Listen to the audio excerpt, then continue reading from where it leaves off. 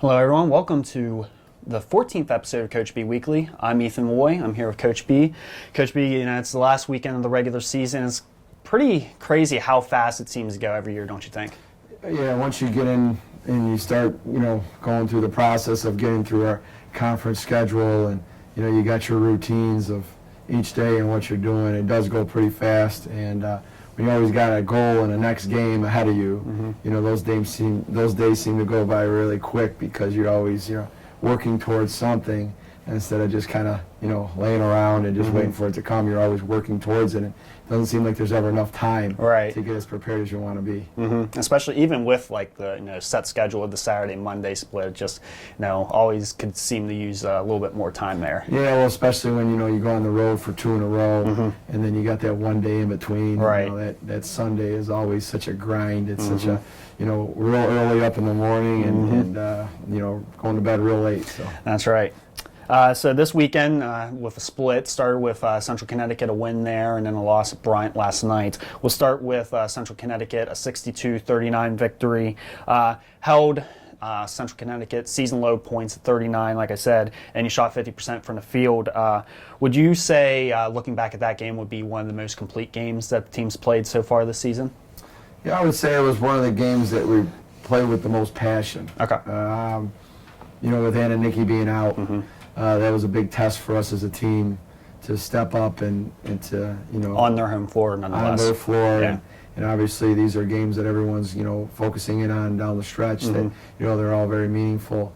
And to go out there and to play with a kind of urgency and passion, it was such a servanthood out there, how we were defending and talking and working hard on and off the ball.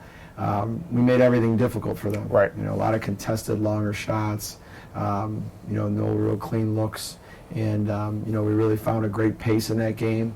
And, with Anna and Nikki being out again, that was something I think, a lot of people would have questioned we could do. And I really felt that we took it on our shoulders and said, let's go, we're gonna handle this. And, there was a lot of joy after that. Now, you mentioned about Anna Nikki Stammelamprou being out for that game.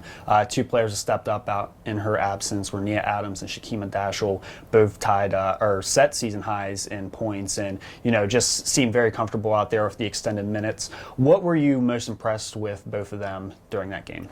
Yeah, just how they played with such good poise, they both brought different elements to the game. Kima was able to hit some outside shots for us and give us some good minutes that way by, doing a good job defensively also of, staying in front of the ball and really talking. She was a great communicator out there, running the point a little bit for us there, something that she hasn't done in a long, long time, especially at this level. She's never really done it at this level.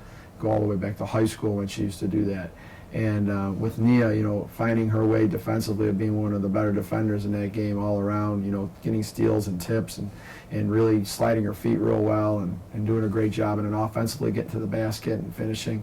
They both played a very good role for us there, and I could see the passion and the energy throughout the whole team, and those two right there were one of the big ones. Now, last night, 9-game winning streak came to an end at Bryant, 62-59 loss. Had a lead there at halftime, and then Bryant came out and played pretty well in the third quarter, 16-6 difference there to take the lead. What did Bryant do in that quarter to kind of give the team fits? We had too many bad moments that we didn't get through in that third quarter. The first half, first quarter, first half, we were doing the things that we were doing on Saturday against Central. We were, playing with a lot of accountability, and there was a lot of passion. Even though Bryan had come out and they were giving us a great game early on, they were really fighting early. We still took control of the game, and we were, doing a good job of utilizing our defensive energy to create a lot of our offensive runouts. Yeah, you had, I know in one instance there, sorry to interrupt there, but in the first quarter where Anna and Nikki hit a three, and then Nneka had a steal, and then had a put back, and then Nia Adams had a steal and lay up a 7-point swing there to close the quarter. That's a great example right there. Is kind of what's playing in my head that I remembered, is that we were really creating a lot of, live ball turnovers and going the other way, and and creating good looks and energy and everything like that, and that's what needed to continue. And in the third quarter, that's where we weren't continuing with that, and we weren't sliding our feet well. We got in some big foul trouble. Obviously some of those fouls were, fouls that we could have done without, fouls that, weren't fouls of saving a basket or whatever. It was just something that we got to focus on a lot better as a team to be a lot more disciplined. The 94 feet fouls like Megan Smith was committing, or the lack of sliding of the feet like Nneka Ezebo, where players are just going off the bounce and she's not sliding her feet, and just isolating against certain players. And we got to do a better job of understanding that teams are going to see these things, and you got to adjust. You got to get better. You got to want to get better at these things, or they're going to continue to haunt us. And that's what that third quarter was about. Some of our bad moments that we've had earlier in the season that we should be working towards progressing on, and we took a big step back there in that third quarter, and then ultimately it kind of carried on through the fourth. Now, like I mentioned, it was a 9-game winning streak there. After suffering a loss like that, how do you go and, going on a 9-game winning streak and then with the loss there, how do you, kind of come back from that and go ahead and start another win streak? Well, you don't worry about making it a streak. You just worry about the next game. Yeah, I mean, people find it amazing about when I talk to them about it, because as we're back in town today and coming across people, everyone wants to talk about the standings and the Rays, and that's just not me. I'm just not built to look at scenarios and standings and rankings. I'll look at a stat. I'll look at a ranking when it means something statistically that I can use towards going forward with the next game, or us getting better as a team. Something an offensive stat or a defensive stat that might be eye-opening for us to move forward and do better at that particular area, or realize that we're doing really well at something. But rankings and standings and stuff like that, to me, they don't do anything but distract you from the next game, and the next game is all we're worried about. So if we just take it one game at a time, we take this next game on Saturday as our next goal, our next challenge, that we have to go out there and play a great game. We're back home and get into our routine and have a great week of practice. That's where my routine is 100%. Now, switching gears just a tad here, talked a little bit about academics before going on here. Team had a 3.73 GPA and is consistently one of the top tier teams in NCAA Division I women's basketball. Where does that? I know every program has a focus on academics, but where does the importance lie? That's a great question, because you're right. Every program always, wants to be an academic, success. And I really feel that, there really is no secret to it. People always ask me, what's your secret for this and what's your secret for that? It's a commitment. You have to have a commitment when you recruit. You have to have a commitment with bringing in student athletes that want to do well in school, and they want to study, and they want to put the work in. And then you also have to make sure that your routines and your schedules are built upon making sure that your players are studying and they're doing their work, like making sure those study hall hours are high and that they're in there. And no matter how big the moment is, you don't deviate from your system, deviate from your routine. We get put to the test sometimes as coaches, where we have a study hall scheduled, but we might be able to utilize this time for something else. And I think that's where a lot of that lies. If you really devote yourself to the academics, where your players know that you're not going to compromise time that's supposed to be spent on that. We travel a lot. I mean, we travel a lot. We go out to New York, we go out to New Jersey, Connecticut, Rhode Island, Maryland. We're the furthest team from every other team in this league, geographically. And when you have a travel schedule like that, you got to make sure, again, about missing class. When we travel, we make sure that at all possible, do not miss a class. So if we have to leave a little bit later on a Friday and chance the fact that getting in later at night and not getting to bed as early as we wanted to and having kind of a later dinner, that's what we do. And I think those are a lot of the reasons why we put ourselves in a position to do well academically, is because our players know that we're not going to have them missing class unless it's absolutely necessary. Where we have a game on a Monday and we have to make sure that we're on the road and stuff like that. That's the only reason why we would. So those are some of the real big reasons of why.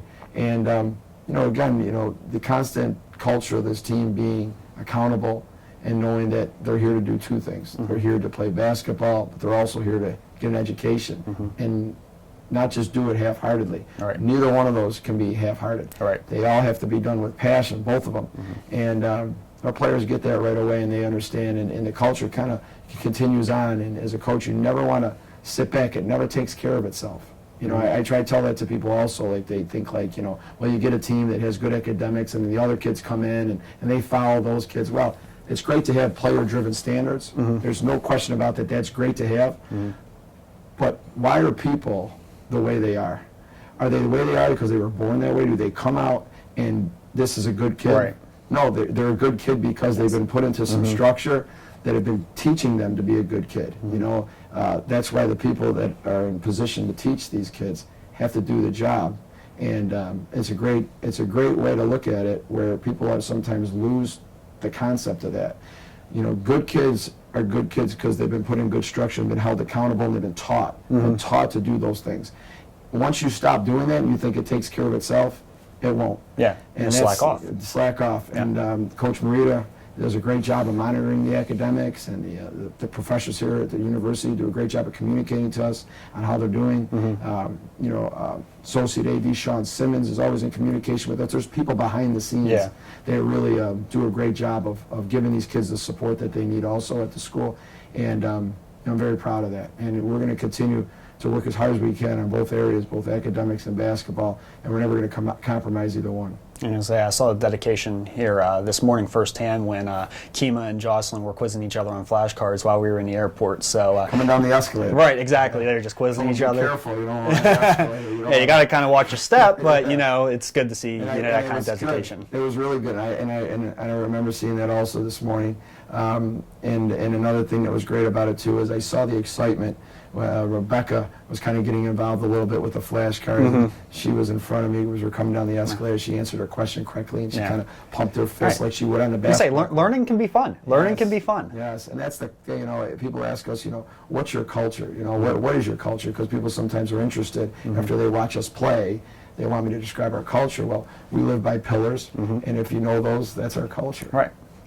Now back to the on-court this weekend, final weekend of the regular season, as we said, Sacred Heart and FDU.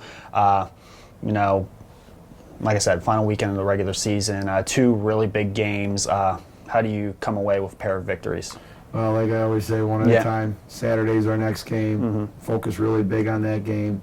Really focus on the things that we got to do better. Yeah. You know, we made a lot of mistakes last night. A lot of mistakes. And you know, I told the team that, you know, when we make those mistakes, you know, we've got to learn from them. And we got to have a great week of practice. Yeah. There's no question about that. We got to get a great week of practice in. Got to work really hard. Got to be able to bounce back, respond. You know, obviously losing a game like that on the road, a late game like that, you know, 8 o'clock start, you know, being back at the hotel and a very, very late. You know, it was tough for everybody, I think, to get to bed, just because of how it felt to, you know, come up empty in that spot. Right. But I told the team, you know, one of the things that I've learned, you know, that's very, very important is it was tough last night, and we were weeping. There's no question we were weeping last night after that loss. But I told them there will be joy tomorrow morning, and you know, there was. I could see in the airport with the, you know, like you said, the studying and players quizzing each other and stuff. You know, they're moving forward, and you know, when you have confidence in your team and your culture, you know they'll move forward in a positive way. And win or lose, you know, they will give it their all, and that's my confidence I have in this team, that when we slip up and we have some bad moments, that we'll put a good week of practice in, and we'll focus on the next game, and we'll do a great job of, you know, being unified and going back and playing with a lot of passion and living by our pillars. All right. Well, once again, thank you for joining me, and good luck this weekend. Thanks, Heath. I appreciate it.